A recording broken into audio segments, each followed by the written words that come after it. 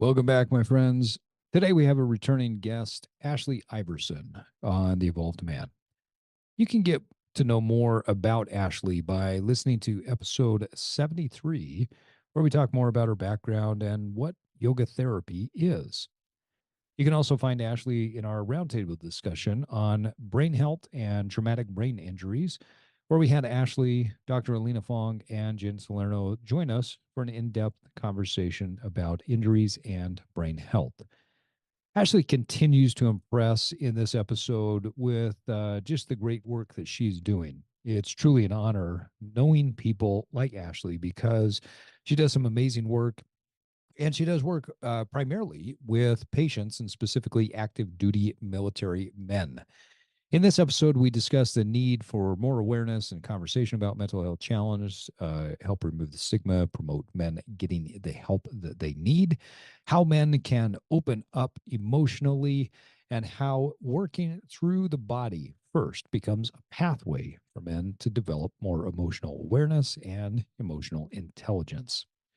We also discuss some of the most important things that Ashley has learned in her career, and we give a sneak peek into some of the resources that she has created that are out and are coming to help people, both active military and in the regular lay population as well, to work through some of the challenges that come with being a man that has struggled with trauma, injury, or just simply needs to find a better path to opening up emotionally.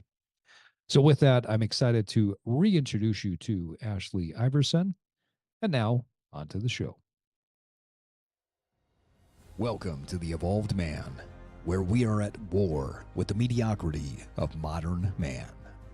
The Evolved Man is for men like you who are willing to be strong, open, and aggressive learners. Men who are not afraid to disrupt and change.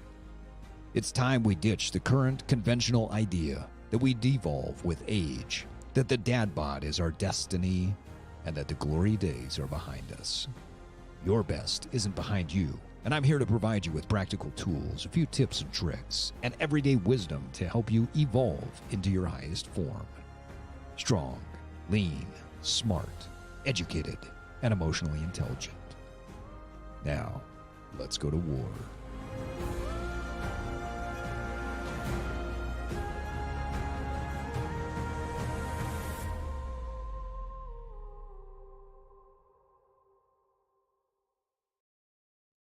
Well, Ashley, welcome back. Thank you so much. So great to have you. I'm not an expert in this. Okay, so don't take my word for it.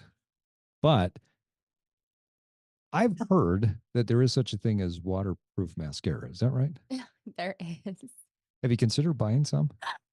I bought it once and I couldn't get it off. So I it's mean, not for me. all jokes aside, I wondered if maybe buying that or maybe even just buying stock in a waterproof mascara company might be a good thing for you because when you get these cards and these letters from the people that you're working with, it's a pretty emotional response, right? Oh gosh. I mean, even if I let myself think about it, I'll just start crying almost As immediately. soon as I said that, I could see your body shift. Yeah. Talk a little bit about today. You were working with some men today. What was great about it? What shifted in them today? Yeah. So, working with inpatient active duty military men and teaching them what we call yoga, even though I have my own interpretation and definition of it. Today, I taught headstands to a bunch of men. So typically, I teach a experiential styled class that's organized systematically through physical movement, music, light therapy, and then concept, or some people might call it theme. And so it's kind of this simultaneous experience of all of that at the same time that is able to open up some deeply repressed emotions. And but today was a workshop. They chose it. So we did headstands, learning how to be upside down or having your world shifted upside down and trying to find stability in that experience, but often embracing failure of trying to find stability in that experience. Oh, what a cool concept. Yeah, I love how when you came here, I said, "How was the day?" And you said, "Oh, it was great. I taught 40 men how to stand on their heads." Yeah. It's not a common answer I get. Yeah. I get to have a very uncommon life. How you bring up a great point. Failure is a big part of the learning process. And seeing things from a different perspective is one of the best ways that we can initiate growth. Talk a little bit more about this process of going through failure and getting upside down to see a world in a different perspective. Yeah. So this particular workshop that I do of standing on your head in the curriculum of this whole program that they're inpatient for PTSD, substance abuse, sexual victimization, amongst other diagnoses for a minimum of 30 days. So in this workshop that I do as a part of that program, it's all about shifting perception or perspective. And so as I put them in a very vulnerable, uncomfortable position of let's literally flip you upside down and Yeah. put you fully reliant on surviving and holding yourself there. It's kind of funny to walk into a room of, anywhere from 12 to 20 guys at one time, and their faces are full of terror. And these are men who go to war, These are like active duty military active men. duty Right. military Yeah. men. And they are almost always, all of them, afraid to stand on their head. I would say in that room of 15 to 20, I maybe have one or two that are excited about it. Wow. And all the rest are just sheer terror or coming up with immediate excuses as to why they can't even try it. Isn't that funny what we get scared of? Yeah. I know before we started the recording, we talked about how many of these men they have been trained to either be blind to the emotion or pull the emotion out of a situation so that they can perform in very dramatic and traumatic situations. And so coming into a situation where now I'm standing on my head becomes an area where they're feeling uncomfortable. Yeah. What's the first step that you're guiding them through? The first step for me is to instill some sort of trust that I with them, that I know how to guide them there, right? That I'm like, okay, here's the rules. Rule number one, don't put weight on your head. And usually when I say that, and I'm like, your cervical spine is not designed to hold your body weight. So we're Yeah. not actually putting weight on our head. And I kind of teach the anatomy and then the processes of how to get there and the three different ways of how to try it out. And the first way that I teach them is just hope for the best. I'm like, you're just going to kick into it and we're going to see what happens. And when I give them permission for that to be the first step in trying it, just hoping for the best, it's like sometimes in life that is your first step. It's just to throw yourself into something unknowingly with the information you have and see what happens. And then I tell them, now you have experience. After that first step of hoping for the best, you have experience and we can add on to that. Then you can use the experience of what it felt like to start to navigate it a little bit better. And so the second try, we use a little bit more deliberate, intentional control. And then eventually we work our way into completely just hiking or lifting Mm. into the inversion. I like how you said the parameters at the beginning. I actually had a really interesting conversation with one of my executive clients this last week. And I'd be curious to see what your perspective is on this. People who are high performers, people who throw themselves into the fray, so to speak, tend to put their own framework around the level of performance that they need to achieve. And if you don't set parameters around them to say, hey, we're just trying this, the first time you're probably going to fail, they will put their own parameters of perfection and jump in expecting this perfect headstand. Or with my client the other day, I was talking to him and I said, this is really what we're looking for. And he was expecting this great perfection. I said, no, this is a process. I'm expecting you to go through this and fail the first time so that we can figure out where your failures are and then we can address them from there. Do you experience the same thing with these clients? I experience it with them, but I also experience it with myself. Like I'm one of the biggest Oh, interesting. victims there are to a perception of needing to do something right every time and especially the first time, you know? So it's been something I work with in personally in so many different ways. And oftentimes when I'm teaching, I'm always telling myself, like, Ashley, if you could just take your own advice, you know? Right. But yeah, I do see If it the with them. teacher was as good of a student as she Mhm. was a teacher, then we would be in Yeah, a better. exactly. I But resonate with that. yeah, but with them, it's, just giving permission, like, "Yeah, let yourself be bad at this." I think even in the whole environment of these men oftentimes coming into my class of yoga in an inpatient psychiatric hospital, they're resistant to it to begin with because yoga is labeled as something feminine, and then I have to remind them that in the lineage of this practice, men did yoga before women, and it's, you know, it's not even about a gender assignment or strength, masculinity, femininity. It's this entire process of the whole experience. And yeah, they often have resistance from the get-go to every aspect of what yoga is assumed to be. I Have you ever read Mo Gadot's book, Solve for Happy? Mm-mm. So it's a phenomenal book. One of my mentors had recommended it to me. And I kind of looked at him quizzically and I said, do you giving me this book so that you think I'm not happy? He goes, no, no, no. He says, I know you want to continue to get more and more success. And I want you to have this framework before you go into it. So Mo Gadot was one of the original people in Google and was a phenomenal engineer who went through a tragedy where he lost his son. And through this book, he talks about that the equation for happiness is essentially that our expectations tend to be lower than what reality is. But if expectations are higher, then we tend to be less happy. And it makes me think about how far too often we set these parameters on ourselves. We put these things out there with this is the box that I need to fit in. And we give up a lot of happiness because we're trying for perfection, first and foremost. Okay, so I want to shift gears just a bit. Yeah. Um, I've gotten into the habit with having people in studio of putting a book on the table next to them.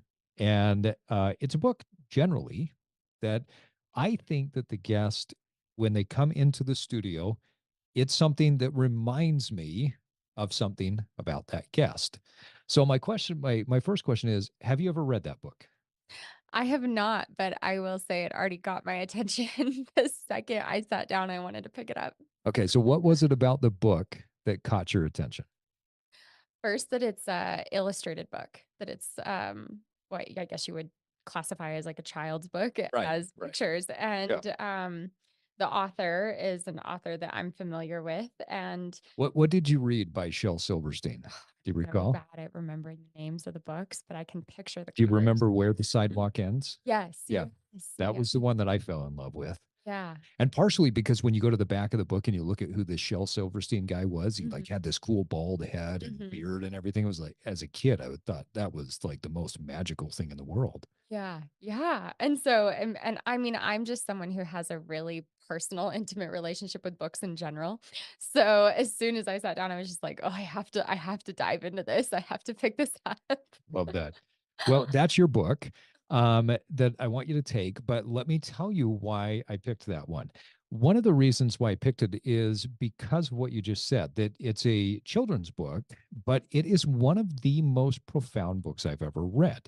And I think that oftentimes when we live in a very childlike state, we find the most profound teachings. And that's one thing I've observed with you and how you uh, show up to the way that you work with your patients and work with people. There is this wonder and this childlike nature, but also the name of the title of it, The Giving Tree. I think there's a lot to that book that reminds me of how you show up to each one of these classes that you do and how you've crafted your program.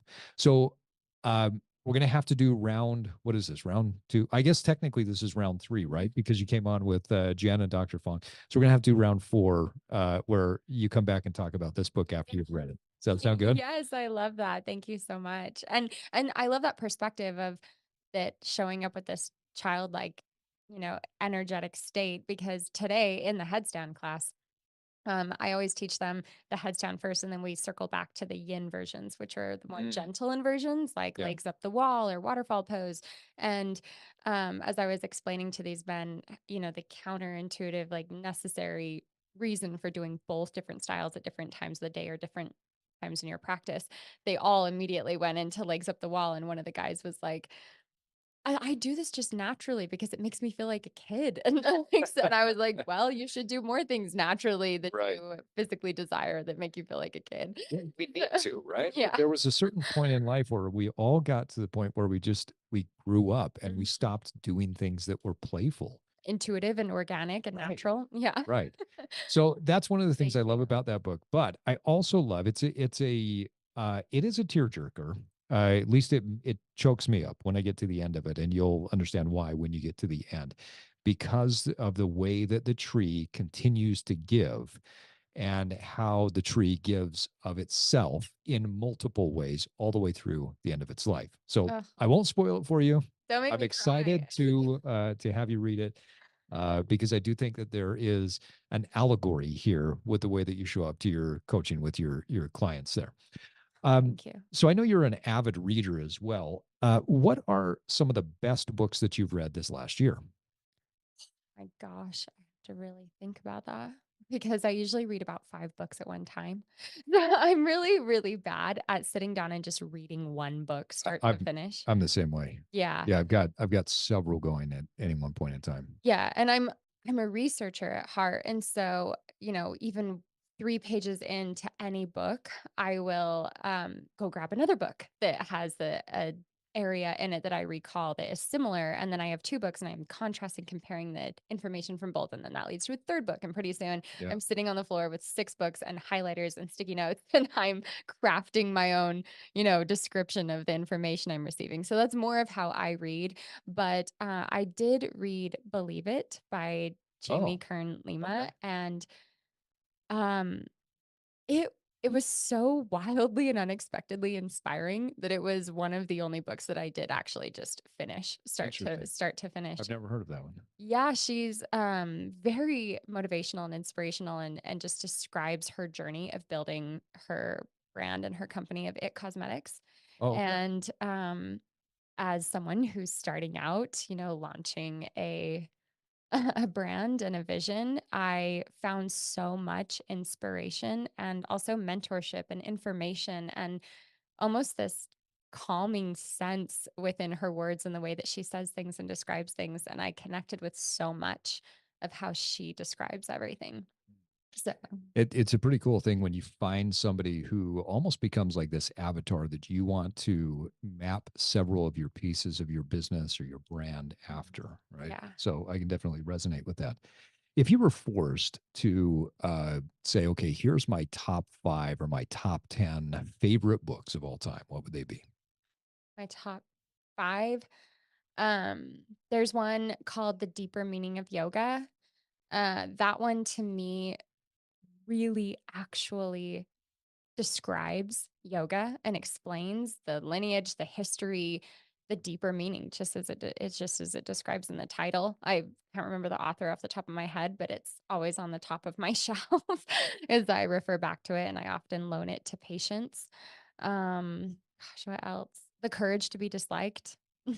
Ah, okay. That one was is just something you can constantly recall, or you can kinda go back and just flip to any random page and receive something really powerful out of it. Mm, Um, what else is always on the top of my list?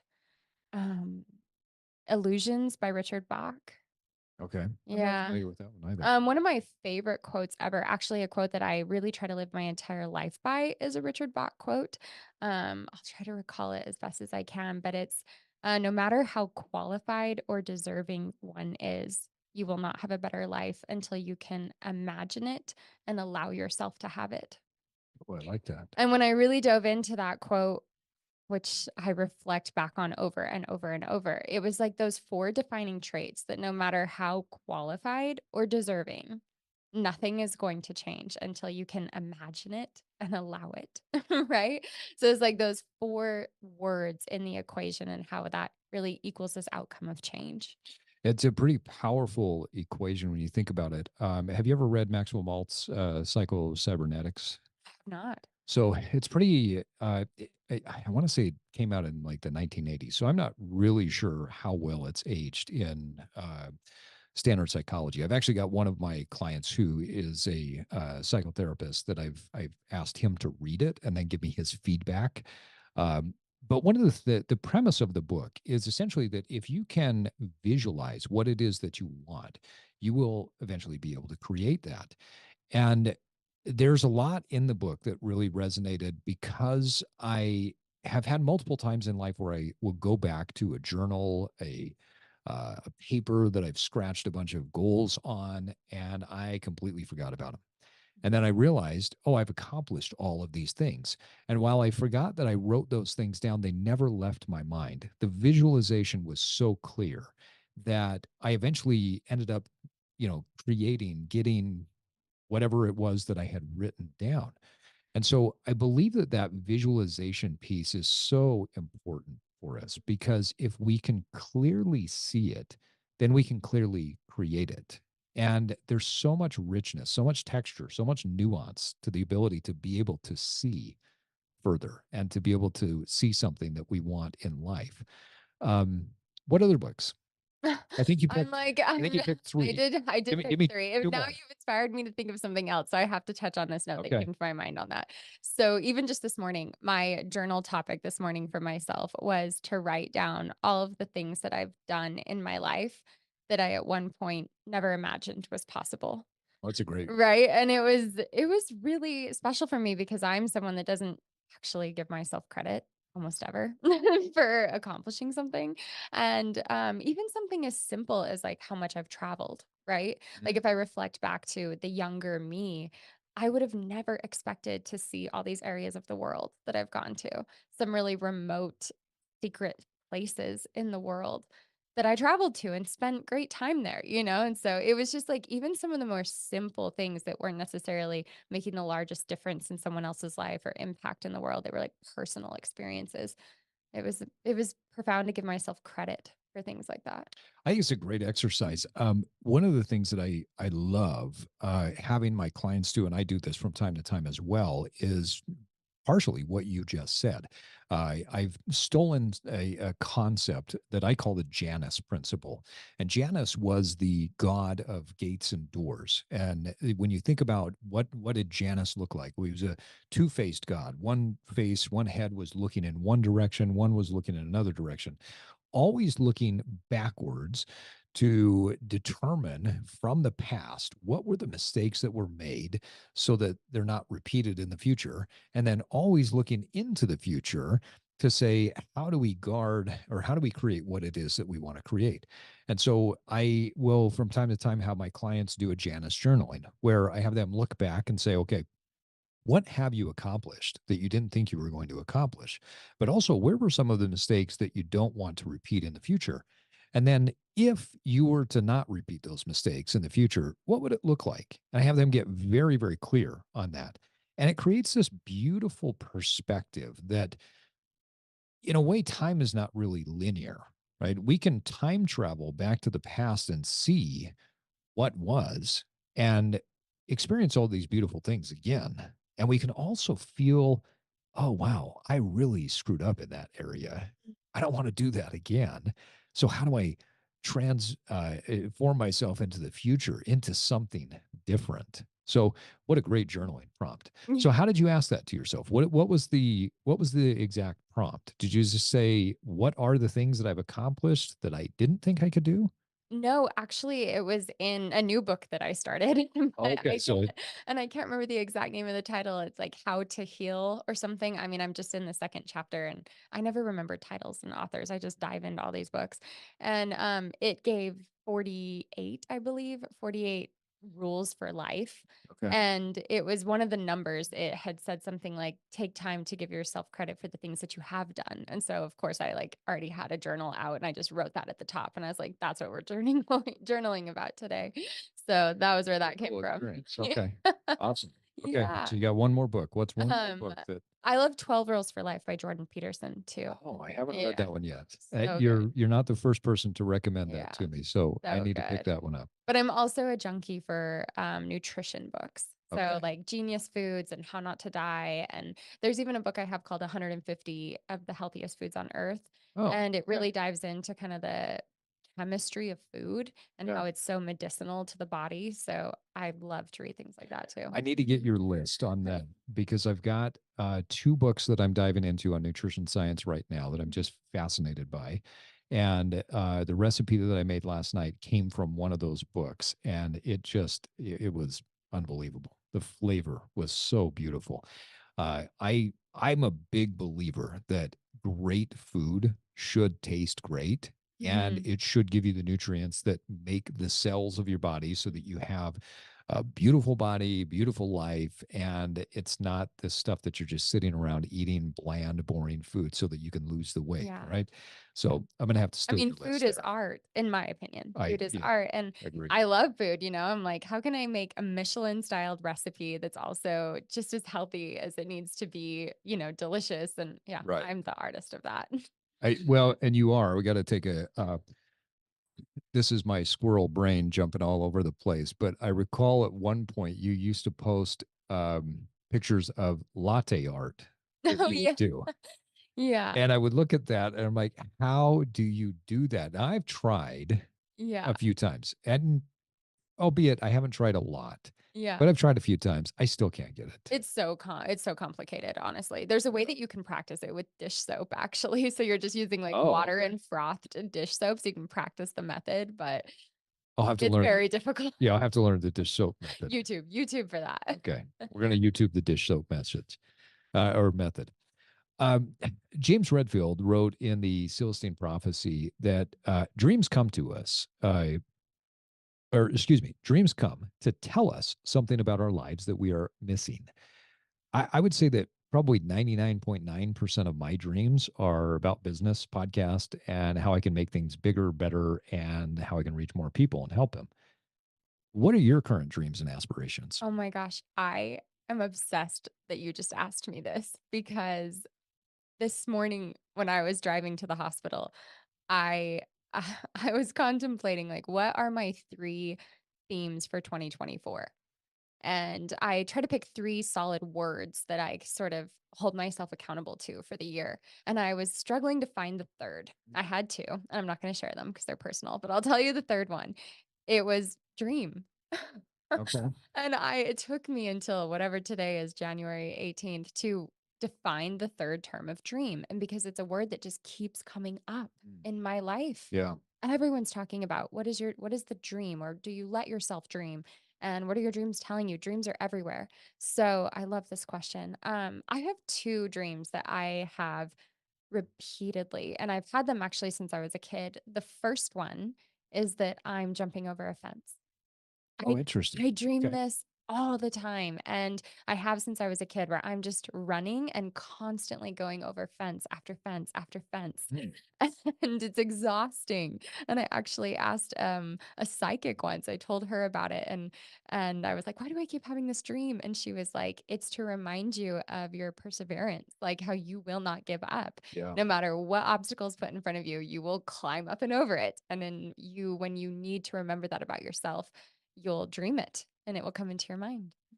For our listeners who have not listened to, I had Mhm. to look back on what episode it was, episode 73, when we first had Ashley on. She details her jumping over the fence with getting her program into the hospital, and it's we won't go into detail. Go listen to that episode. Um, what other dreams? Another dream that I have, and I actually have this one sometimes in like a subconscious way while I'm even awake, but another dream that I've had for probably the past 10 to 12 years, but more so over the past 8, is that I'm in a chair in an interview, and there's recording going on. It's kind of like a production, Mm. and I'm talking about my work, and I'm describing some of these experiences I've had with the patients that I've worked with. And as I'm doing this, there's the patients are actually coming out onto the stage behind me, and I don't know because it's Interesting. behind me. Okay. And so I'm discussing some of these like profound memories that I have with these men and women that I've worked with. And then I'm asked to like stand up and turn around, and I see just hundreds of people that I've worked with. And I just like break down on stage with emotion. So that's one that I have all the time. Wow. And it's one of my favorite dreams. I hate when I wake up from it. Yeah, what a powerful experience. I like you, I have multiple recurring dreams, and most of them have to do with some version of the things that are tied to my life and my business. I don't really separate the two, right? Mhm. Because my life and my passion and helping other people, whether it's podcasting or coaching or whatever I'm doing, it's all the same. And so I dream about those things constantly. I would say the only thing that changes is just the players that are in there. And sometimes I'll have different players that will show up and I'm like, oh yeah, okay. This is why, because we're creating that thing. I think they're pretty powerful, but I think a lot of people don't listen to or don't pay attention to them. Is this something that people should look out for and look for meaning behind them? Meaning behind dreams. Yeah. I've asked myself this question a lot, and I think dreams are something that people in general talk about a lot or that we share with each other. I'm always the researcher again. So I always go to like, what does the science say or what's happening when we're dreaming? Um, I think that dreams my personal belief, so this is not a scientific, evidential fact, but my personal belief is that sometimes in our dreams, it's like we're in a parallel world, Mm. right? So, Yep. like, you're living your life somewhere else, and that there can be a message that you receive if you are able to drag that into your consciousness in this world or this realm or this life. And so I always try to obviously take it with a grain of salt, but to tap into like how did it make me feel when I was living that experience in that state? Yeah. And what can I receive from this? What is there like a gift of a message that I'm able to retain in the consciousness of this realm? Yeah. Beautiful way to put it. Mhm. Um, you like Cahill Gibran, right? Oh my gosh, yes. So I thought this statement on silence was particularly profound. And we're going to go against what he says because we're actually going to talk about it, even though the quote tells you to not. Uh, great thought that transcends nature does not pass from one being to another by way of human speech. Truth comes silence, or excuse me, truth chooses silence to convey her meaning to loving souls. How have you utilized silence to tap into um, your creative power? Oh my gosh. I'm reading this book every day. The Essentials is what it's Oh, called. okay. And yeah, silence is something that I'm trying to build a relationship with. I am someone who talks all the time. I posted something on Instagram that was like, "The kids who always got in trouble for talking too much, what are you doing now?" I'm still the kid that talks too much. Nice. And I've tried to learn how to embrace silence. There's another quote I've read that said, it said, "Speak only when your words improve upon the silence." And so to be more deliberate and intentional in the exchange of language in general, words are magic or they're spells, right? And Right. so I am personally trying to embrace sitting in silence and being in silence with others, being a better listener, because I'm always someone that wants to jump in and cut someone off and be like, I have something to say that's exciting. And so I'm trying to learn how to digest what someone else is offering me and be more of a receiver on that end because I think that's kind of personally the space in my life that I'm entering is a needing to receive. Yeah. Beautiful. You work with a lot of men, active duty military, specifically. Many have dealt with traumatic events, right? They've had injuries. They're dealing with PTSD, among other challenges. You mentioned that when we talk, that much of what you're doing is based on helping these men feel instead of think, right? Can you talk about what you mean by that? Yeah, so working primarily with men in general, men specific classes, and then them being active duty military. Men in general, I don't think embrace or are taught to embrace the experience of feeling rather than thinking. I mean, the masculine or the yang or this other spectrum of the polarity of think and feel, they're all pushed into a place of be a thinker, be a problem solver, be a Right. doer, be strong. Whereas being in a place of feeling is considered feminine or passive or to somehow deny strength. And so, yeah, I bring them into a position where it's all about feeling. Everything is about feeling. In teaching yoga or body movement or the experience of connecting to what you feel. And of course, it starts physical in that environment. And I always tell them it starts physical because that's the easiest. People often complain about what they feel in their Yeah. body, Right. whether it's my knee is injured or my hip or my hamstring. And I'm just like, okay, just put that on pause and just try to see what's perhaps deeper than that. And so a lot of yoga is sitting in stillness and being with the experience of what you feel, not in a place of injury or potential harm, but in a place of discomfort, most certainly. And so it's pulling them out of their head and into their body. That's a quote that a lot of yoga teachers will use. Um, but even just to break down the emotional concrete. And that's what I call it with them.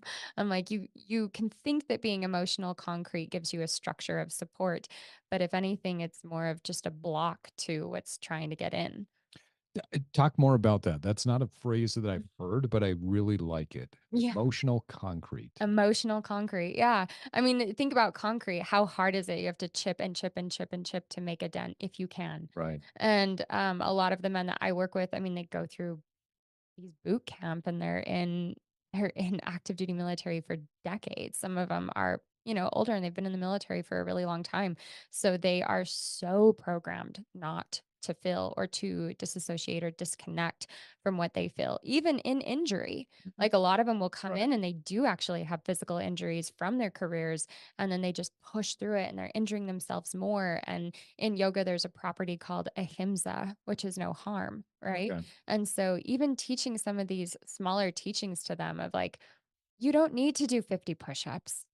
Like, what is that actually doing for you? Maybe you just need to sit in a forward fold and not react to every urge that tells you you can't do it Mm. and prove yourself wrong. It doesn't mean you have to put your forehead on your thighs. That's not a forward fold. A forward fold can be barely leaning into it, maybe an inch or two.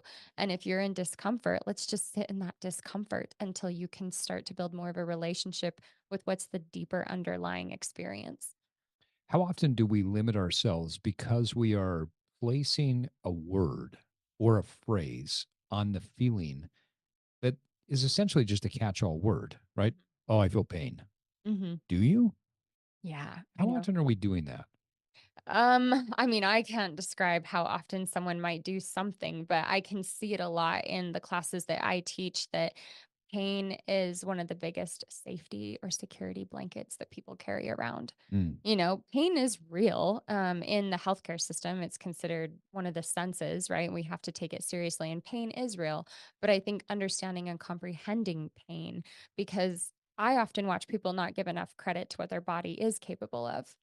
And so they come in and they rely on a perception of a limitation, such as a joint. Like, oh, I hurt my knee or my hip or my back and when I was 25 and now I'm 45. And so I've sold myself this story that I'm incapable of such and such for so long that I've given no opportunity of chance to try and do certain things.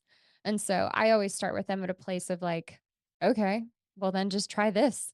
And it's Yeah. like Right. slowly tricking them into using what they've avoided using for a really long time until they break that stigma that they created.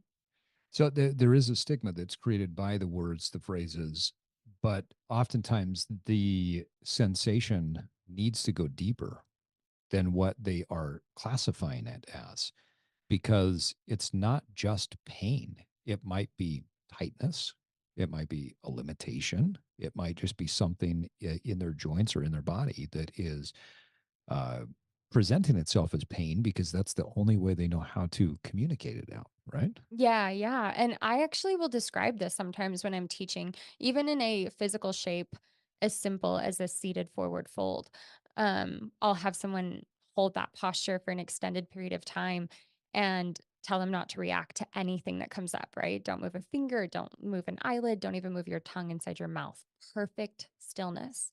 And to watch how frustrated they get with me to keep them there for 3 to 5 minutes with no reaction and no response, which is in its lineage the tradition of yoga. Right. And so I watch these men start to build these stories of like, this is not good for my back. I'm like, then engage your core. Like, your back is capable of more than you give it credit. And your whole body is capable of more than you give it credit. And so sometimes I just like trick them into some sort of pose or shape. And then it's like, well, now your knee is bending. I actually had a physician once because I worked with substance abuse rehabilitation too. And I work with the treatment team. And so I get to know a lot of the history of the patients. And so when I have a patient that's resistant, I'll go find the doctor and I'm like, hey, does this patient actually have chronic pain or what are their physical diagnoses? And oftentimes, what the patient comes and tells me doesn't align with what the patient is telling the doctor. And so they're Interesting. using it as an excuse to get out of having to use their body. And the doctor once told me an interesting statement. They said, if the patient was trying to get heroin, could they get on their hands and knees to get it? Or could they reach their arms up above their head to get the drug that they've been addicted to? Mm. And so, if suddenly the injury or the pain vanishes when the desire for what they're trying to get is greater, then it's about shifting that perspective into the yoga room as well. Like, if your desire is to get better or to find a way to navigate the mechanism of addiction, then you can reach your arms up above your head in yoga class, you know? So Interesting. Mhm. But it comes back to the concepts of faith, belief, and really storytelling. The stories that we tell ourselves are extremely powerful, and that will either drive us forward or it will limit us to not move. How do you help people break their current stories that they're telling themselves? I think a lot of times I just trick them into it, and it starts with trying to get some sort of trust in me. And when I'm establishing trust with me, it's setting a baseline that I actually don't have expectations for them. Mm. You know, they enter the room and my first expectation is just lie down. Just lie down. And if that's all you do and that's all you can do, then let's start there.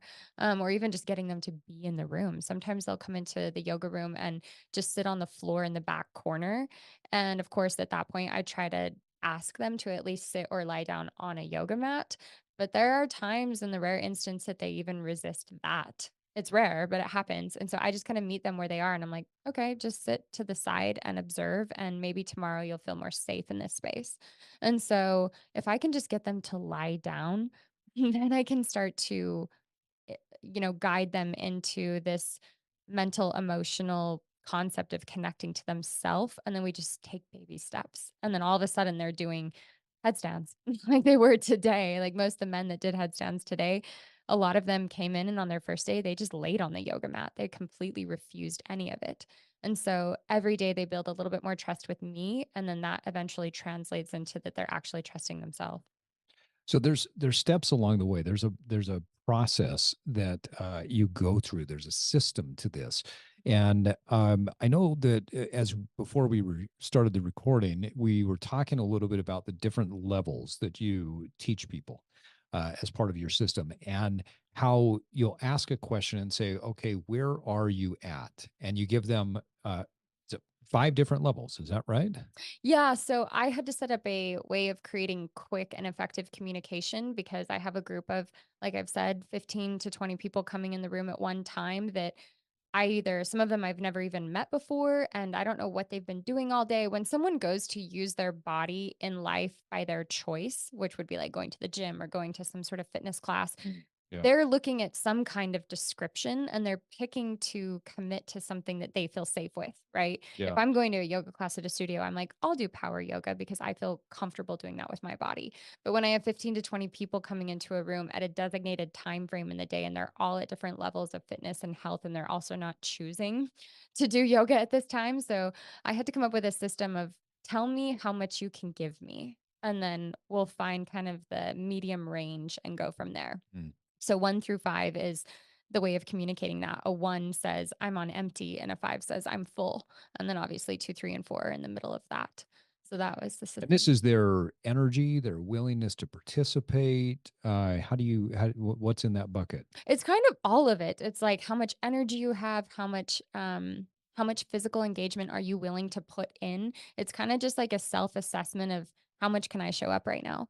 And when they're new to the room and they're trying to understand the levels 1 through 5, I explain it as a level 1 is lying down the whole time. It doesn't mean we do nothing, but you're lying on your back and we're doing, 6 to 8 different physical movements in that 45 to 60-minute time frame. Whereas a level 2, we're going from lying down to seated to hands and knees, but we never stand. A level 3, we're finally going to come up to standing for some section of the session. And then a level 4 is giving me permission to get their heart rate up.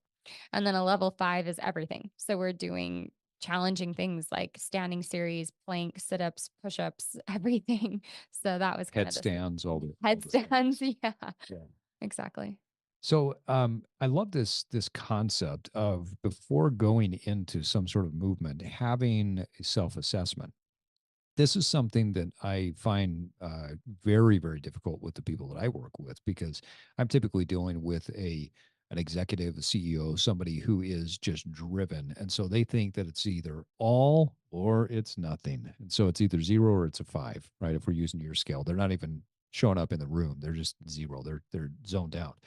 Um, how has giving this level system to your clients changed their perspective of their ability to move?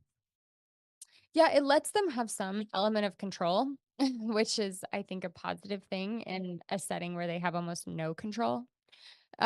So they often will undersell themselves. So usually when they come in the room and I'm able to look at their schedule for the day, so I know how much of their day they spent sitting, if they were able to have any form of physical movement during the day, what sort of therapeutic processing they've gone through for that day. So I kind of know those things. And then obviously I'm an advocate for movement. So I'm always going to urge them to move a little bit more than they would choose to, but they'll always undersell themselves. They'll come into the room and say, "We want a 1, we want a 2." And I'm like, "We're doing Take a a nap. 4." Yeah, Take a nap. exactly. We're doing a 4. I'll always push them forward a little bit more. And yeah, but then you have the guys that will come in and want a 5 and have a lot of ego and it's their first time there and then they do a 5 and from that point forward they're like terrified about it and they're all communicating with each other like, "Don't pick a 5." They're scared of it at that point. There you go. I love that breakdown. I want to come back to emotion and just awareness. The way I look at it is emotion, sensation, and feeling. Well, all three of those things are felt different in the body. That men have a difficult time. They have a difficult time recognizing and identifying an emotion. They have a tough time identifying what they're sensing and feeling. And when we think about creating these connections between sensation, emotion, feeling, is there a step by step process that you take men through? Yeah, so my system is that we first start with the body, physical body. And so anytime I put someone into a physical shape or ask or guide them into a physical shape, the first thing is to assess what does your body feel like? Your muscles, your tissues, your joints, the articulation of your joints together, tap into what you can feel in your body because that's the easiest, that's baseline. And then as you sit in that, it has no option but to travel to your mind, your attention, your cognitive awareness is going to start to get activated. And then the longer you sit in that, it's going to tap into emotion. You're going to start to have an urge for some sort of response, whether it's to dive into it a little bit more. Maybe you experience some sort of bliss or ecstasy or happiness in it, or you're going to be bothered and frustrated and triggered, and you're going to get the urge to give up or wiggle or refuse or move or literally run out of the room. So it's going to take you in one of these directions. And so then once we get into emotion, we can start to process either how we show up when we feel these things or even just process understanding what they feel like. Because there's so many words that we toss around, even words like trust, vulnerability, security, stability, all of these words that are used, but we don't know what they mean. We're not connecting the language with the experience. Mhm. And how it feels in each person's body Mhm. too, right? I think that emotion, we tend to forget that emotion love, passion, anger, frustration. These all exhibit in different ways in different people, right? You might feel anger and you feel it in your heart, whereas I might feel it in my head, and it's just this cloudiness in the head. Everybody experiences and senses these things in different ways. Talk a little bit more about, as you're helping people to get to the emotional point and understand what these emotions are, what does that process look like? How are you encouraging them to explore? Yeah, so it's like you just said, it's independent and individualized and it's personal and intimate. I actually had a therapist sit in on one of my classes once, and at the end of it, she said, "You didn't identify the emotions that were supposed to be experienced in the postures." And I was like, how is that my responsibility? Who Interesting. Yeah, I was actually quite offended by it and asked her, I'm like, who am I to ever go up to any person and say, "This posture is going to make you feel vulnerable." And I'm like, vulnerability is an independent personal experience. Yeah. And so I can guide someone into a shape and then just let them be there with it. And I might explain different sensations that would arise or different urges that would arise and be able to help describe commonalities of the experience, but it's in no provider's place or scope to define the experience for the individual. And so when I'm teaching, it's oftentimes just putting them into the physical shape and then trying to keep them there as long as possible. And oftentimes that involves hitting failure, right? Yeah. Mm. So I think you bring up a really important point. I think that pop psychology, and the way I would define pop psychology is basically what you see on the internet. It's not necessarily psychology, and it's not necessarily research, but everybody has these words that they throw out there because they've heard it and they've read it.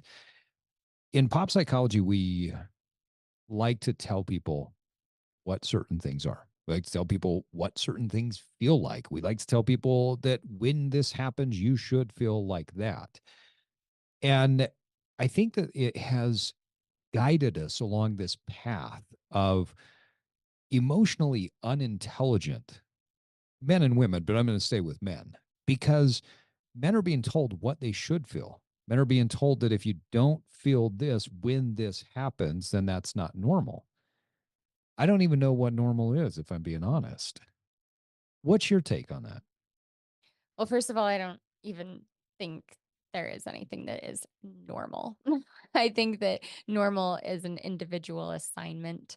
Um, but in any stance or situation, I think that that's what awareness is. Awareness is being able to connect to your individual self and create such a relationship and a connection with that, whether it be physical body, mental, emotional, spiritual, how, whatever spectrum you're designating your awareness to, and starting to identify the truth. And it's a practice. The first time it's wildly confusing. In fact, the first time that most people give themselves permission to become aware of anything about themselves, it's so uncomfortable that it's hard to get them to show up the second time, right? Because you Yeah. just want to run away from it and hide it and lock it away and pretend it never happened.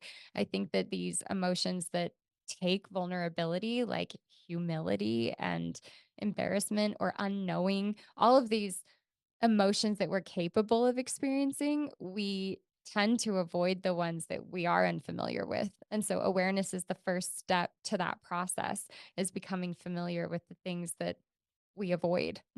How often do you see somebody start to feel an emotion and then their face just turns to fear? All day, every day. I would say one of the biggest things that I see is watching them take up space and then panicking. Because even though these are men, they open up into something like warrior B or any standing power pose, and you can see a trauma response take place because they're expanding and taking up space. And as some, research is is identifying that in power postures or taking up space, there's this increase of testosterone and decrease of cortisol. And so there is a physiological endogenous experience going on. And you can see it occur where they'll immediately try to make themselves smaller, or they might fall back into the pain story of, I can't do this. So I'm going to sit down on the mat and curl up into a ball or lie down in the fetal position or something. And then they later tell the story that it was pain induced, or for some reason they're avoiding that. And that's where, I'll have a one on one with a patient and sit down and ask, was that true? Or was it just really hard for you to give yourself permission to expand and open and take up space? Yeah. Yeah. I wonder because I think about certain times in my life where an emotion would come up and I didn't even know how to identify it, describe it. I just knew something was happening, right? There was some stuff in the basement that was kind of, banging around. And then immediately go to fear because number one, I don't even know what I'm feeling. Number two, I don't even know why I'm feeling that. And so those two unknowns can create this sensation of fear. I've seen that multiple times with clients and people that I have worked with in the past. How do they? How do you recommend people move past the point of fear? Oh my gosh, I have been identifying this lately and writing about it. And I've come to the conclusion that to counter fear, you just have to have faith, right? Yeah. And not Right. necessarily faith in something in particular or an identification of what is, like when you just mentioned that an emotion comes up and it's unidentifiable. Like, I don't know what this feeling is.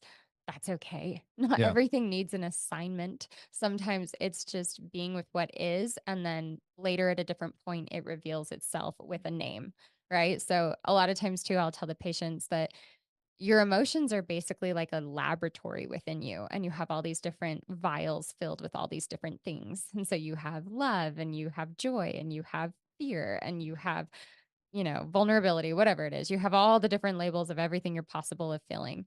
And self-awareness is just the ability to like open up the cupboard and look at all the vials and see how much of what is in what. And maybe there are some that are too full that aren't really serving you. And so you pour a little bit out. Or maybe there are some that are a little bit more empty that need more. And so you pull those out of the cupboard and set them down and do some experiments to increase the volume on whatever emotion or thing that you need to fill might be low. So it's just an Great way adjustment to of put it. your own. Yeah, it's your own, your body's your laboratory. It's a beautiful visual, and I think it's really, observation and creativity tend to go hand in hand, right? And rather than placing judgment that I should feel that or I shouldn't feel that or this is a good emotion or a bad emotion, which I think that binary narrative tends to be there too often. Uh, Taking the point of observation, and I really love how you talked about faith because I'm on the same page. And when we talk about faith, we're not necessarily talking about faith in an outcome, right? It's just the faith that, hey, what is.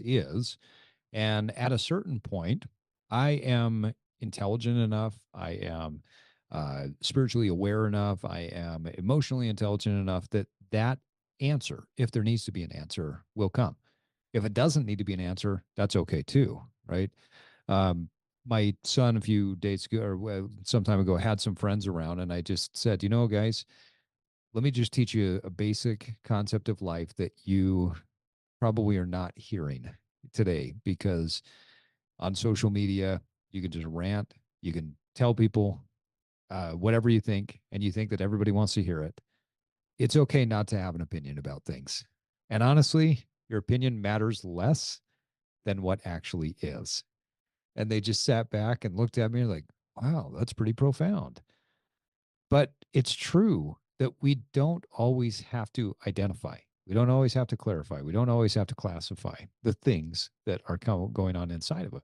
Sometimes it's just a matter of being aware of it, right? That's actually how I start every single session that I teach, is just having everybody lie down and take a moment to do absolutely nothing but lie down. And that's it. It's like you don't have to scan your body, you don't have to set an intention, you don't have to come up with any sort of to-do list. It's just to just Just be. be. Just Yeah. be. And I'll oftentimes, even after giving them just that moment to just exist in nothingness for a moment, to be like, what would your life be like if every time you entered a new space, you did that? Like, every time you walked into a new space, experience, environment, you took 30 seconds to just do nothing and arrive, and how it would change because arriving of body and then arriving of mind, and then letting all of these so-called intentions sort themselves out because then they just come from a place of truth and honesty. You're not really assigning anything to it. It's almost like you're taking this powerful pause, right? There's so much control that we can have over our nervous system by controlling the breath, right? I mean, the breath is so powerful and how it either stimulates things like cortisol and our catecholamines or adrenaline, or it can tap into the parasympathetic part of the nervous system and cause us to calm down. And so, stepping into a space and just breathing and observing and just be right there. What a powerful tool. Yeah. And talking about men, like how can you imagine the framework if men allowed themselves to have this persona or perception that they could enter a space and take a moment just to pause Yeah. and that would be powerful and then to proceed Right. after arriving. Yeah. It brings up what you said just brought a memory, a couple of memories. One was I had a friend call me one day and I picked up the phone and I said, "Hey, how are you doing?" And there was this pause. And then after the pause, he broke down, sobbing, and he could barely get out the message. But he was calling to tell me that one of our friends, somebody that we had grown up with in high school, had taken his own life.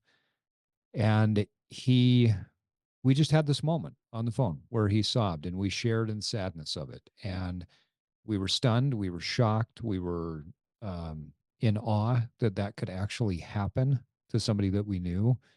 And the pause leading to the emotion coming out that we then shared together became a moment that I'll never forget. And it's one of those beautifully sad moments of life that I'm grateful for. And I had mentioned this to another friend at one point, and I can't remember how this came up, but I'd mentioned that experience, and he said, "Wow, I don't have any friends that I could call and just be myself and break down crying in a moment like that." And I don't think that he was unique in that because I don't think that men have spaces, that they have tribes, that they have friendships where that's totally okay to just be yourself and to be. And so I guess it kind of, I know I'm rambling a little bit because of what you said sparked me in that direction. How important, Ashley, is tribe and um, location? Having people around you and having a space where you can just be. How important is that for these men that you're working for? Well, I think that we're stronger together in general, right? And so community is one of the most essential elements to life. Yeah. COVID proved a lot of that. Oh, big time. So there's Right. yeah, there's extensive research on loneliness and health effects. So absolutely a community environment. And the word yoga itself means connection, right? To bring together. And so men oftentimes have a self-identified assignment of leadership and a perspective of what that looks like. And a lot of times I think men assign themselves the perspective that leadership comes with unemotional. Mm, good And point. Yeah. yeah. And Yeah. so when like the environment with the men that I work in is all about emotions. It's all about processing trauma. And it's interesting to watch them come in with that original identity that emotion is bad, and then as they go through this 30-day process, their 30 plus day process, start to give themselves permission to be emotional and then watch them share it together and watch them even use the language of emotion together to communicate. Because it's something that on the other spectrum, women are assigned to be emotional. And so, this polarity of these gender specific perceptions of how we express ourselves, and they're not though. they're like men have just as many, if not more, emotions than women Right. and unique emotions. And I think a lot of us have so many emotions that aren't quite identifiable throughout your life. You gain so many different experiences that you start to discover different feelings. Like you mentioned earlier, how do I assign it a label that I can communicate with? Maybe you don't need to, Yeah. you Some know? things you just can't describe with words. And if Right. anything, back to the quote we talked about, silence. In that story that you just shared, the silence spoke more than anything. Right. It was a silence that was powerful. And I think back to many moments in life where if I pause, I can't even describe what I felt. I can feel it again, but I can't describe it. It's too difficult. I can't describe the emotion, the feeling, the sensation of one morning when my friends and I are camping uh, on the riverbank in Moab, Utah. And I'm woken to somebody playing a pan flute and it's echoing across the canyon. I can tell you about it, but I can't even describe the amazing feeling. And then looking up and seeing how the sun came across and was kissing the top of the cliffs and feeling the crispness of the air, knowing that we were going to go climbing that day, the anticipation. There were so many feelings and sensations that I can, talking about it right now, feel, Me but I too. don't know how to communicate in words. And I think it's important that we recognize that and that we honor that and that we pause and say, that's okay, because it's not communicated through word. Mhm. Yeah, exactly. Silence is one of the most powerful communicators. I was actually just thinking about sometimes when we're in a event or in a group or community experience, and the presenter, the leader, will have people take a vow of silence to honor something that has occurred. And when you're in an experience like that, and the whole entire room goes silent for a specific amount of time, Yeah. it's chilling. Like, everyone is collectively together experiencing something so overwhelmingly powerful in the nothingness. Yeah. And that is how we honor something profound, is with nothingness. So it's very telling in and of itself, just in that experience that we can kind of all reflect on. Most people have been in some stadium or place where they said, we want to take a moment of silence to honor such and such. Yeah. And it's profound. Or even, one of my best friends the other day, we were driving in the snow. And It was bad snow. and I was like, "I hate the snow," and she's like, "I love to go for a walk after it snows It's that because that's one it's of my favorite things too. silent and it's so pure." And so I think there's profoundness in that. So I there was a quote I'm trying to find here. Oh, here it is. Okay, so going back to Redfield, another quote from Celestine Prophecy that I particularly appreciated. I want to get your thought on this. So he wrote, we must assume that every event has significance and contains a message that pertains to questions. This especially applies to what we used to call bad things. The challenge is to find the silver lining in every event, no matter how negative. So I guess really I've got probably three questions, maybe more on this. First, do you feel the same way? Oh, yeah, absolutely. When you were reading that, what I was thinking was that in that quote alone, there's a lot of assignment in it, Yeah, right? That for sure. something is bad or that Bad. something is good. I think classifying those 2 things offhand is a disservice to what you can receive, Yeah. right? So I think that experience in general is just about being with what is and letting it reveal itself. How often do you believe we need to go through the what is the darkness and the pain in order to come out on the other side to sense and feel the light?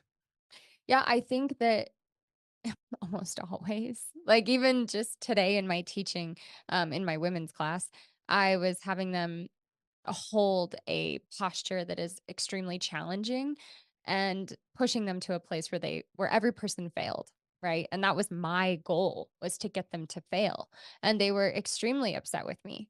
They didn't know that was my goal, but the whole room as everyone was crumbling and falling and failing, and some of them were shouting things at me and they were getting so upset. And then after that, we sit in a hold, and it was in the hold that I informed them, my job is to push you to your own limitation. My job is to help you find these areas of yourself that you avoid. My job is to drag you kicking and screaming into these areas of yourself that you avoid, which is oftentimes in your own failure, because life is going to push you to these places. And so, why not practice it in this safe, confined space? How do we get back up and try again? Or how do you adapt to something that maybe is impossible?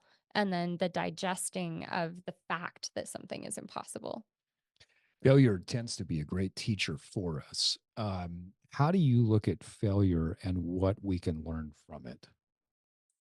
I think failure is the biggest teacher. I think that failure, if think about if you immediately succeeded at anything and everything you ever tried. Mhm. How boring. It really is, even though that's the thing we say we want, right? Yeah, it's the experience that has all the flavor. And so I think that it's the perception of failure, and how do we change the societal perception that that's a bad thing? It should be embracing it, the journey, or all of these different descriptions that we want to give the process. That's where all of the flesh is. It's a great way to put it. Um, I think about different times that I failed in life, and it never feels great in the moment. There's not this joy, happiness, exuberance. But there are beautifully rich emotions with it. And going back to the quote of when we assign good or bad, again, this strong binary to something, we tend to miss the beautiful nuance of some of these darker emotions that we feel. Mhm. An example that pops into my head is actually, falling down. So Okay. so I'm somebody who just falls a lot. I'm Oh, just good, good. clumsy. I'm glad you haven't fallen yet. I just do in my life. It's I'm 5'9". I'm mostly legs, and so I'm like my balance gets off and I just fall a lot. It's so funny. And so for me, I had to build a relationship with humility. And now I really look at it as like I love to fall down because I'm like every now and then you need that little dose of humility to just embrace it and be in a situation that someone else might scramble to cover up or conceal, or it's like, "Who saw me?" or "What Yeah. happened?" Yeah. And, it's just a part of life is like, "Oh, I fell and let's laugh," or "Let me pull someone down with me." Like, and I That's will awesome. tell that to the patients when I teach balance in a class, which is rare. But when I'm teaching balance and I'm trying to push them to that ledge of failure, I'll say, "And if you fall, pull your neighbor down with you so you're not alone." That's a great way to look at it. Yeah. I can empathize. I don't fall often, but I did fall the other day. I was walking up the stairs. I was carrying a bag, and all of a sudden, I'm on the ground. But I'm on actually on the stairs. I think I scraped up my uh, finger. Oh, it's gone. I like tore the skin off of my finger when I fell. So anyway, I can empathize with you, just at least in that moment. What are some other things that failure can teach us? I think that failure can teach us that the path we thought we had planned wasn't the one we were supposed to be on. Yeah. So, if you have this perceived outcome that is desirable and you attach to it in such a way that nothing else seems like an option, sometimes failure will remind you that you don't get to make the decision for everything. And so, you just have to take what comes. Back to the humility concept. Um, I want to shift gears just a little bit because you work in an allopathic medicine setting, right? You're very much a researcher at heart. You study a lot, you read a lot, you know a lot about anatomy and physiology, biochemistry, nutrition science, why the body moves the way that it does. Allopathic medicine is basically a framework of we've identified a problem, we've identified something that we can diagnose, and now we're going to prescribe a drug or a maybe a treatment for it. What you do in that space oftentimes is considered an alternative treatment in the allopathic framework. How do you show up knowing that you might be looked at as an alternative to this allopathic process? Yeah, I love to educate people that what I'm doing is actually the original medicine, right? So much of medicine is coming from animals and plants, Right. probably all of it. And so the original thing that we had was just ourselves. Hmm. And so my form of medicine is purely endogenous, right? Whether it's the way that someone's positioning their body and it's causing some sort of hormone or neurotransmitter release, or it's breath control, tapping into nervous system response, and you have sympathetic and parasympathetic. And yoga, in essence, is just using your own nervous system to conduct and create a response that your body chooses for you to have, which is the most natural that there is. And so, if you're using your peripheral nervous system to create an effect on your central nervous system and then to practice an awareness of what it is and to manage what's taking place, what better form of medicine than yourself? I'm not saying that I'm against medicine. I think that it absolutely has a place. And I was born with a heart condition. I took medicine for a big chunk of my life. But I also was gifted the ability to learn these alternative options, even in that scenario, when I was diagnosed with supraventricular tachycardia and Wolff Parkinson White syndrome, which were the heart conditions that I had.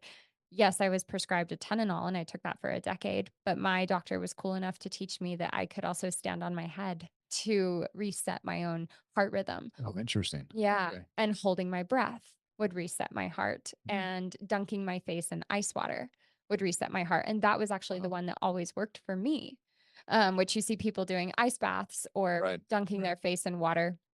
I don't think people understand why it actually works, right? No, it's just a cool trend for people. No, but it actually does work. It's actually the trigeminal nerves in your face, and it's through evolutionary biology. So, as those nerves detect a colder temperature, they slow the heart rate down to conserve energy resources in the body. Yeah. It's pretty fascinating. Your experience and mine, well, different in nature. I had an experience one time where I had been seeing this doctor for some acid reflux. I was having digestive issues. I was having constant acid reflux. And she says, well, just get used to it. And I'm going to prescribe a medication for you. I said, but I don't want to take a pill. What else? She goes, well, you're over 30. This is just, you're a white male. This is just what happens. And it was, and I looked at her and I said, no, no, no, no. Okay. You know me. I know you. At the time I was her trainer, she was my doctor. And I said that's not the answer. Like, I know that's not the answer. There is not something that just happens at the age of 30 where 30 and 40 and 50-year-old men have to experience this. And we debated back and forth, which I loved my debates with her.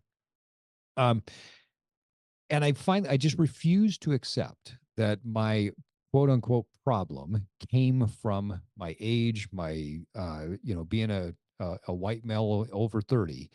And so I started to dig deeper and I started to ask the question, what could be causing this? What could be creating this reflex issue, this, response?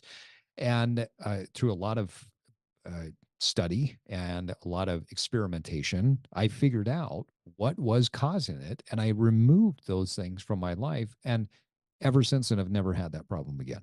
Right. Because I understood that the biochemistry of the body, as you talk about the endogenous reactions, the things that happen inside of us, they can also be affected by the things we do, breath, and the things we ingest, the food, right? Um, but it's fascinating when you talk about so, it's considered alternative right now, but it really was the original medicine because the body has the medical or the medicine inside of it more than anything, right? Um, but today we're trying to sell something different. We're trying to sell medication. We're trying to sell a different form of healthcare. And so what you do is now alternative. It wasn't alternative 100 years ago, 200 years ago, Mhm. right? It was the thing Yeah, it that was the was medicine. medicine. Yeah. Yeah, absolutely. And that is another thing I come up against in my industry is, um providers will say, "Oh, it's not evidence-based." And I'm like, Yeah. "It's more evidence-based than anything." Right. So, yeah, Right. and the thing about what I do, it can be an additive to a treatment regimen with no side effect. Right. Right? What doesn't have a side effect? It's like, "Oh, lay down in stillness and breathe, and Yep. you'll lower your cortisol levels, you'll increase your serotonin and dopamine, you'll have this entire, cascade of release on things that are going to make you feel better." And you're not going to have to take another pill to deal with a thing Mhm, that was the side effect of the pill that you're taking. mhm, Yeah. yeah. I How do you deal with those conversations? I'm just curious. When you run into somebody who may push back on this idea that it's alternative and it should be maybe secondary. Mhm. It's always just educating people that, I often use this lesson with my substance abuse or addiction medicine patients that, if we're addicted to a drug and the drug is having an effect in the body because there's a receptor for the Mhm. drug Right. from this exogenous source. So, for the receptor to exist, the body has to make a version of the drug itself. And anything that the brain makes is more powerful than the exogenous source. It's just Right. that you have control of how much you can put into your body versus control of how much your brain might make of whatever chemical mechanism. And so oftentimes I'll even teach with the reference to heroin, right? Heroin that gives this blissful experience, and you're injecting heroin to feel good. But there are ways for your body to release endorphins and enkephalins, which are going to hit the same receptor site and cause the same effect, but Same more thing. Right. powerfully. And like exercise. But also dosed in the appropriate amount too. Yeah, yeah. Right. Your And brain. the brain knows that. The body knows how to dose the right way. Yeah, Yeah. exactly. And so, when you teach them that it's like exercise is going to release this same chemical that's hitting the same receptor that's going to cause this reaction in your body systemically. It's just that unfortunately your brain's not releasing dopamine, which helps you remember that you feel good, Right. right? And so that's where things become addictive as you get dopamine involved. Um, but yeah, when you educate people that this is what's happening, and most providers, like in my circumstance, I'm lucky enough to work with a lot of amazing doctors who do know this and they highly advocate for what I do. It's teaching, therapists or people that don't maybe have the medical knowledge and they're looking at it as stretching, or go Yeah. to yoga and relax. I'm like, no, I don't want to relax anybody. I want to trigger them a lot. Yeah. Mhm. We're pushing past the boundaries. In the book Living with Intent, the author says that when we slow down to notice, the universe gives us the signs we need. Uh, we live in an always on, very distracted society, right? I think it's much easier to distract us with our phones or with something that has just popped up rather than slowing down and observing the beauty of life. Now, we just referenced drug addiction, but I think this also has some play with men in general. If I feel uncomfortable, it's easier to distract myself than it is to slow down. Talk about, what do you do to get people to slow down and observe the beauty of life? Yeah, so for me, the secret sauce is stillness. And to really advocate and almost force these men to sit in stillness. They're so reactionary. And so something as simple as, and I've already mentioned it several times, even in this conversation, a seated forward fold. And I like to use this posture because it is a position that everybody does all day, every day. Everybody's forward folding. They're picking things up off the ground or off a table. And so a forward fold is one of the most common shapes that we create every day throughout our lives. And then everyone's like, why do I have back pain? It's like, well, your spine moves in six different directions. So maybe we need to even things out. But in forward folding, when you take someone in a seated position and you have them fold in on themselves to the degree that they feel safe or comfortable with, and then you ask them to commit to that for a length of time or a period of time, you'll notice that within like 30 seconds, they have the urge to react. Right? 30, it's super fast, maybe even faster than that. And so if you ask someone to hold a forward fold for 5 minutes, that sounds impossible. Right. And in the moment, they behave like it's impossible. They oftentimes do give up. And so it's coaching them through the experience of, why do you need to move? Do you really need to move, or is this just your imagination building a story that you're giving control to because you've survived way worse? Like, let's just sit here in this fold and navigate what's rising up.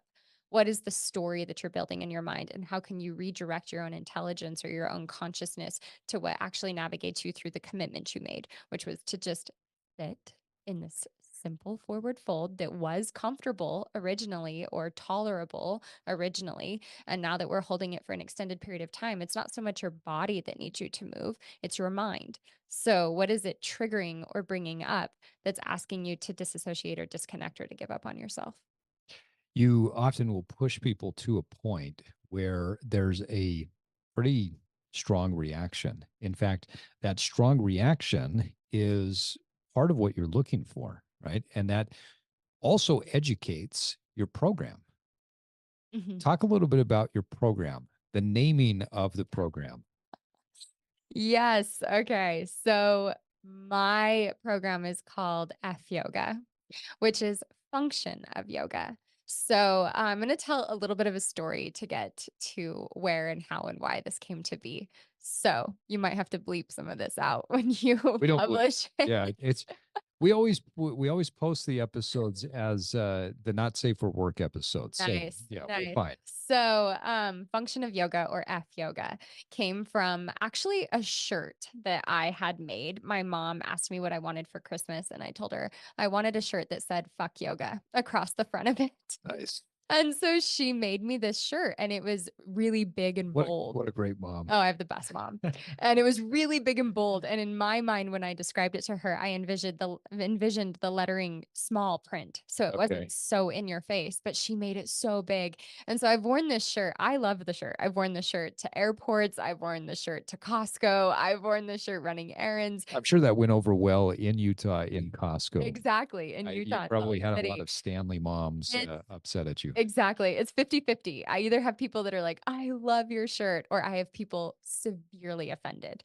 And it's funny too because if my hair is covering, part of the word yoga, it looks like it says "fuck you" Oh, because it's nice. Y-O, and Yeah, yeah. they'll miss that Good. part, or they'll come over and say, "Do you not like yoga?" And I'm like, "I teach yoga." So yes, "fuck yoga" came from you should absolutely be pushed to a point where that's what you're saying. You should be hitting this edge within yourself where you're just like, fuck this. I cannot That do this anymore. I'm so frustrated. I'm so bothered. And I'm like, yes, we finally have something to work with. We have this opportunity for change because you're so against the edge that it feels impossible or it's perceived to be impossible. And maybe it is actually impossible. And even then, we're hitting failure, right? yeah. And so, yes, I always want to get them to this edge of fuck yoga. And so it started out as that. And then in my own meditation, I kind of ventured into this place of going, maybe that was too much. Maybe I was like, maybe I should have just Maybe done there's another side. I was like, maybe I should have just done F yoga. Maybe that would have been more appropriate. And then, of course, the researcher science nerd in me was like, oh my God, that's exactly what yoga is. It's a function, just like math.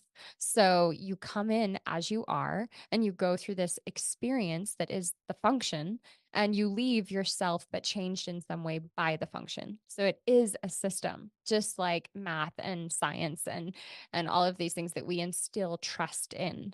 And that was the beginning of function of yoga. I love that. Talk a little bit about the when you're talking about the you want to push people to the point where they're looking at it and they're like, "Fuck yoga." You're trying to create this death of the old person and a rebirth of the new. Exactly. So, I mean, it takes so much grieving to get there, but you're coming in as you are. And for some reason, you're seeking some element of change, right? Okay. So in the formula, that would be considered delta, right? If Mhm. we're really talking mathematical formulas. So you're coming in as you are, you go through this experience, and in the experience, if you're not hitting a point that's causing change, you're staying the same. But Yeah. that's not why you entered into it. Right. The gap between where you want to be and where you are. Is fuck yoga. Yeah, that's it, right? That's the delta. Yeah, Yeah. that's it. And so the only way to really incur change is to go through that monumental breakthrough point where you hit your own personal designed edge. whether that be standing on your head and then falling right back down to the floor and overcoming the fear that you went upside down, or sitting in a forward fold for 5 minutes and wanting to punch me, the teacher, in the face, or whatever internal dialogue is going on, or it's the emotional breakdown. I watch these guys literally clench fists and sob their eyes out in these yoga poses. And when I'm witnessing that taking place, I'm patting myself on the back like, "Ugh, finally, yes, I did it. I hit this point with this person." And I know that they get to leave absolutely changed in some way. There's always a break, right? I've talked about this multiple times on the podcast that there's always a breakdown or a breakthrough, a break apart. I had a recent guest that talked about how she really believed that people need to have their heart broken because that's what allows the light inside. And that there's a lot of power in this concept of the break. What are some things aside from just getting people really pissed off about being in a pose that you do to help push them to the breaking point? I think also just getting them to feel, right? And so a lot of times there's so much avoidance, but when you're moving your body in any way whatsoever, you're going to feel regardless, whether it's lying down and It's just, unavoidable. yeah, Yeah. it's unavoidable. Right. And so it's all these different experiences of creating sensation, creating Yeah. Okay. something that's calling at thought, right? Lately I've been really breaking down the perception that your physical body is the OG prison, Mm. right? You live inside this package and you live with so much suffering because you're pushing against the packaging. It's this Yeah. prison that you're in. And then it kind of even translates into this whole idea that it's like you put that box in a box and that box in a box, right? You put your body in a house and you put your house in a city and you put your city in a state and then you're in a country. And it's just this constant definition of like laws to abide by in essence, but it all really transmutes all the way down into just your body is like the first prison that you're confined to. Yeah. What was it? I don't know the reference, but I know Viktor Frankl talks a lot about this of the prison of the mind, and that the one last piece that could never be taken from him was his freedom to choose, and ultimately his freedom to choose his happiness or what he focused on. The prison of the mind, I think, is something that many researchers and philosophers have written about and studied. That it is probably the most important prison that we have to break through before we can get to anything else. Um, what are some of the more common blockers that you find men have as they're going through this process of breaking through the prison of the mind? Well, I think the first one is the identification or perception that anything that has to do with their body is involving some element of power or strength. And so, like, for example, I'll often insert some sort of like plank or push up series in a level 5 in the middle of the class. And so they're already physically fatigued to some degree. And then they're suddenly, unexpectedly doing planks and push ups. And it's interesting to watch a room of such physically powerful people not able to complete. Yes. And when I'm witnessing that, I'm observing it from a place of like, this is all mind block because they are 100% physically capable of doing a push up from hands and toes or hands and knees, a modified version. But oftentimes they'll just collapse all the way down to their belly. And so sometimes outside of the yoga experience, just one on one in conversation or lecture, will identify this. And I'll usually bring it up as balance.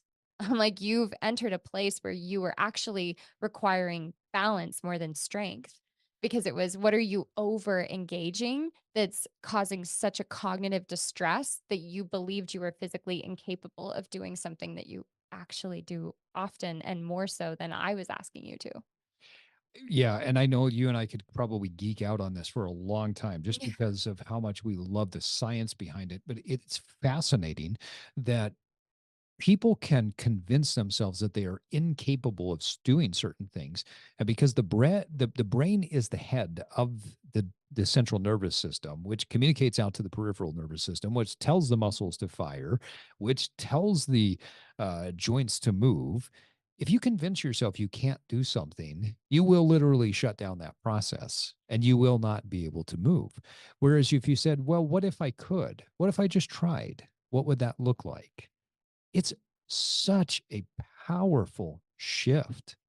And that what if question I've found to be, if somebody can hold on to that for just a moment and say, but what if I could do this? And then they actually went and tried, unbelievable what happens. And that's honestly like the most essential ingredient to the function of yoga, right? Is that you're changing perception. It's the laboratory of testing what works and what doesn't work. And you're coming in with a perception of what if I'm actually capable of this? Yeah. I did you ever read the book How Yoga Works? I have no idea. Probably You not. amazing.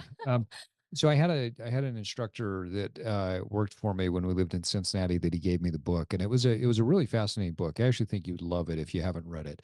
Um, it's a story, and there's a bit of an allegory in it, but it basically just breaks down this idea that the poses, the stretching, the asana, the however you want to define it, right?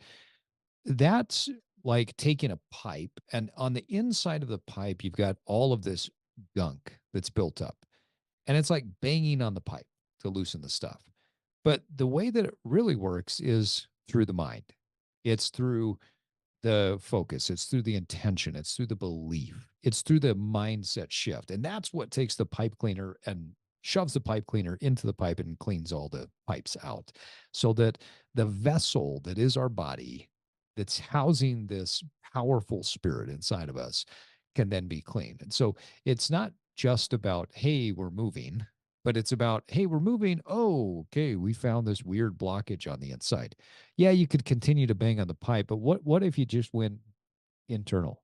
What if you just started to think about, feel, sense, and identify an emotion that was happening that was blocking you? What if you went deeper there? Yeah, I think there's a lot of analogies to use to identify this system. The one that I choose to call on when I'm teaching is I identify their body as a suitcase. And Okay. so I'm like, your body is this suitcase, and just like a real tangible material suitcase, you can only shove so much in it. Right. And so you're carrying this suitcase around that you live in, and inside of it, you shove everything. You shove memories and information and learning and trauma and injury and experience. Everything's in there. And so when you're practicing physical yoga, you're unzipping the suitcase, opening it up, and you're diving in. And I'll say sometimes, like sometimes you pull something out and you shove it right back in. And Yeah. sometimes you pull something out and you fold it nicely and you put it back in. And sometimes you pull something out and you actually let it be out and you create space for something new. And so there's not really an expectation of what's going to happen, but with every physical practice, you're at least opening up the suitcase and looking at what you have inside. That's a great analogy. I've actually never heard that before. Um, Talk a little bit more. I want to circle back to what you said earlier relative to the five different levels that people show up. So essentially, you're asking them what level of currency can you show up to today, and as you walk them through the function of yoga, what is how how could someone apply this to their life if they're, let's say that they haven't been in a class with you yet, they haven't been able to download your app, which is coming, right? Yeah. Yeah. So how could someone apply that concept today? The levels 1 through 5. Yeah. I think it's analysis of self in general, right? Like maybe you even show up on a date and you're like, where am I? Where is my Oh, energetic interesting. currency? Yeah. Or you're walking into a presentation, where is my energetic currency? Or, maybe you're in a conflict with your spouse. Like, where is my energetic currency? Where can I show up on a spectrum in this particular situation that's demanding my presence and attention? And so it's not even necessarily just in the function of yoga, which, by the way, the yoga practice is 24 hours a day, every day of your life. It's not just on your mat. And so it is an assessment of where is my energetic currency lying. And then the next step is to, after building the awareness of it, to offer the communication of this is where I'm at, which is what we're doing in the system with me when we're one on one in person and they're telling me their number. Right. And I might challenge and ask, like when they come in the room and they're like, Ashley, we really need a 1 or a 2 today. And I'm like, why? Sell me. Tell me why. And if they're like, gosh, we just really had a really intense DBT session, or we had psychodrama, or we had some therapeutic group that sucked a lot of currency out, and I'm like, "Oh, you know what? You guys sold me. You're right. You are at a level 1 or a 2." But if they come in with a ton of energy and they're all standing ready to go and they're like, "We want a 1." I'm like, "Absolutely not." So you're definitely at a 5. And so there is a system of communication, so in any element of your life, to pause and say, "Where am I?" But then also be open to the environment or the partner in whatever engagement you're in, maybe having a question of if you're being honest. Yeah, honesty and just pure transparency with where you're at that day, I think is key. I'm always fascinated when I meet people who are both very good at what they do, but also have a deep passion for it. I think that in life we all create and we paint, we establish our art, and we choose the form that we use, right? We choose the medium that we paint our life with. Um, you've chosen the medium of yoga. You're well educated. You have studied psychology. You understand significant level of biology and chemistry and everything else. Why do you continue to choose the medium of yoga as the way to practice your craft? Yeah, I love this question. So I actually didn't choose it. I had a really incredible friend ask me this a similar question, and they were trying to contemplate what to do with their life based off of passion and purpose. And people always come up to me and they're like, "How did you choose yoga?" And the honest answer is just that I didn't. It chose me. I had no intention of being a yoga teacher, even when I went into the education system of learning yoga, right? Becoming certified to teach yoga. Never, ever did I have the intention of teaching yoga. And then when I started teaching, I didn't expect it to continue. I did it just for fun. And I planned on being a doctor, which is why I studied the biological sciences. And then I had a really deep passion for psychology, which is why I studied psychology and the biological sciences, thinking I would go into psychiatry and some sort of addiction medicine. Yeah. And while I was studying those fields, I was studying yoga and teaching yoga for fun. And there was so much overlap, going back to an adverse option, right? Of yoga being like a additive therapy, and me arguing that it is the original therapy or the original medicine. There was so much overlap in the history and lineage of yoga, which predates all of them. And then modern medicine and research and science, and then modern psychology and therapeutics. Right. And with that trifecta of overlap, nothing felt more honest than this path or this choice. And so I had this theory, or this, in all honesty, it was like a calling from something higher than me, that I was supposed to offer this in some way, and offer it in a place of suffering, and in some way the most suffering, which to me is mental health. Um, and so when I Especially in started, today's day and age. yeah. So when I started designing it in an inpatient psychiatric setting, working with every population you could imagine, from, active psychosis and schizophrenia, homeless population, TBI, active detox, substance abuse, drug rehab, active duty military, general population, kids, adolescents, geriatrics, every population that's inpatient suffering with, behavioral health. And then seeing the outcomes and the results, I couldn't leave it. Mm. And anytime I tried to leave it for something that maybe I perceived was a better choice, it kept pulling me back. It's fascinating to me. Over the years, I've had an opportunity to interview, to meet with, to talk to get to know so many different people that have achieved so many different levels of success, have so much passion about what they do. And what some of what you said is the golden thread that goes through every tapestry that everyone talks about, that it feels like a calling. And sometimes you even look at it and you say, I'm not even sure if this is what I want to do. And then you get pulled back in. And then you find another piece to it. In 2020, uh, you and I had a conversation about this whole idea of you wanted an app, and you wanted to create something that was bigger. You were incubating some ideas that you wanted to expand. Your app is in beta version, right? Yeah. Talk a little bit more about the app and how people can learn more about it, because I know it's not as exciting for me as it is for you because you've been through this whole process, but I got to be honest, I'm pretty excited because I still remember the spark in your eye that you had talking about it then. That spark is brighter and maybe a little bit deeper at this point because you've been through almost 4 years of putting all this together. Tell us more about the app. Yeah, so also, I didn't even wanna create the app. Like, I'm actually a very lazy person. I want to just enjoy life, but it's a calling, it's just a constant asking of others. And so the reason I decided to build the app was the patient population that I work with is all over the world. And so they don't have access to this. And then what I created is also only inpatient. And so it was the calling to offer it on a greater scale and a greater spectrum, which is deep down what I actually want to do with my life is to just be able to positively impact and affect as many people or lives as I possibly can.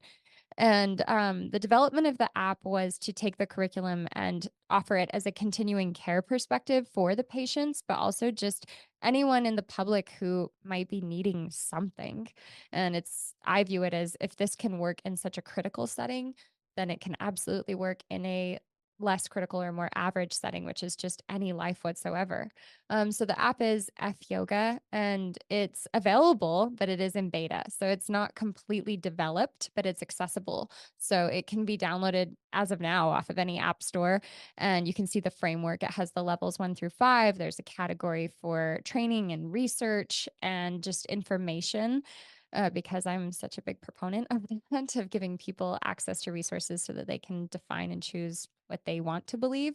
So it's all experiential based versus belief based. The reason that it is taking a while to build out is that the sessions are anywhere from 45 to 60 minutes long.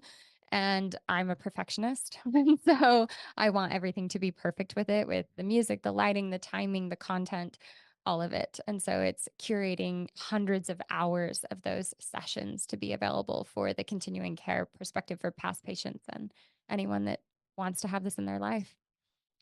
The program is track, that's the patient curriculum. The F Yoga is the website and the app where people can find out more information. Ashley, if people want to get more information from you, they want to learn more about what you do or what is the next step, how do I get started? What do I do to improve my overall life? What's the best way for them to contact you? I would say through the website. So there's functionofyoga.com.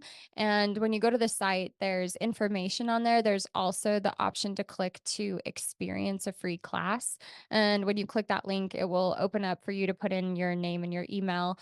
And then you have access to a full free session that you can take unlimited amount of times anywhere that you want from your phone or a desktop or any device. And then if there's a request for more information, I would say you can email Function of Yoga or the Instagram is Function of Yoga as well.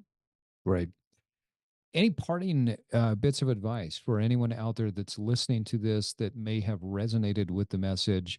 Um, it seems like the hardest part for most people is just getting started. If there's someone out there that has resonated with what you've said, has felt something as we've talked, what advice would you give them? My advice would be to go and just turn on the free class that's offered through functionofyoga.com. I think even if there was a reservation of doing the physical sequencing just through mirror neurons and the way that the brain works. Turn it on and just listen to it. Practice the breathing, join in on anything that you do feel comfortable with trying. But overall, just getting a taste of what the opportunity could be in connecting to your body. I love that. Sometimes it's really just about showing up. And when we show up, we're surprised with what happens. Yeah. Well, Ashley Iverson, what a great conversation. Thank you so much for coming in studio and chatting again. Always great to have you on Yeah. and really appreciate the insight, the wisdom, and the amazing work that you're doing out there. Thank you. Thank you so much for supporting my passion, my dream, and my overall calling. You bet. Thanks for joining me today for this episode of The Evolved Man. If you're learning from and gaining value from this podcast, please subscribe to the Evolved Man newsletter, where I can support you even more in your personal evolution. I want to help you reverse engineer your success. The Evolved Man newsletter is like getting a free coaching session to keep you moving forward on your path of personal success. Go to theevolvedmanpodcast.com to sign up today. If you found value in this episode, you can give us up to a 5-star rating on Apple and Spotify and share it with your network. That's the best way to support the podcast so we can continue to get great guests and provide you with the best wisdom for your daily life. Until next time, keep evolving.